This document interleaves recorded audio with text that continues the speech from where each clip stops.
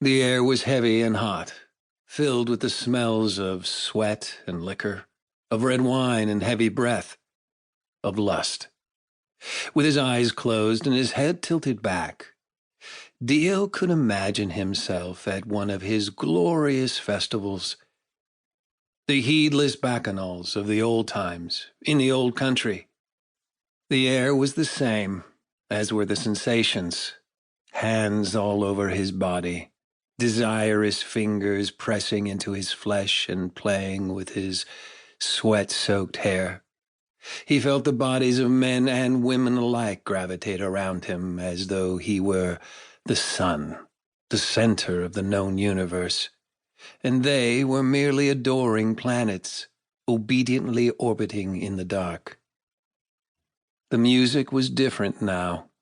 The throbbing bass of the club was a far cry from the drums and flutes of those ancient mountain retreats. He could feel the rhythm pulsing through the dance floor, up through his feet and into his joints and marrow, filling him and, most importantly, blocking out the bleating and the pleading voices of his devotees. Yes, this was much preferable to dancing around a bonfire and sleeping on the ground. There was indoor plumbing, a well-stocked bar, a gyro shop around the corner that stayed open until 3 a.m. on weekends. Yet this modern debauchery was lacking something of the old world. Belief. Whereas once Dio had led a band of loyal and obsessive adherents, he now only commanded the attentions of these club rats and burnouts that fell under his power in a time and place where they would have most likely been drunk anyway. There was no faith or loyalty. This partying was entirely unprincipled.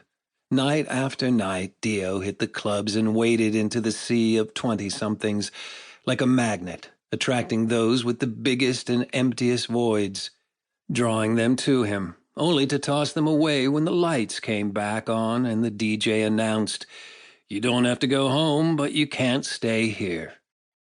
And when that happened, he could always find a club that stayed open later, or a house party, or rave. Somewhere in the ever-deepening Toronto night, there was always a party going on, and Dio didn't need an app or an invite to find it. His blood pulled him, tide-like, to wherever the good times were going on. He was power in a vacuum. And more, he saw little point in going home anyway. His father had been missing for months, without Zeus, void of magic as he was, to act as a point of centrality. The other gods no longer found reason to visit the home on Mountain View or its residents. Indeed, without the will of Zeus to anchor the Olympians to the city, many of the other gods seemed to orbit farther and farther away. Cupid was the first to leave the city without so much as a goodbye. He simply vanished. Aphrodite's departure came with several announcements, each one thanking the city of Toronto and welcoming herself to her new home in Los Angeles.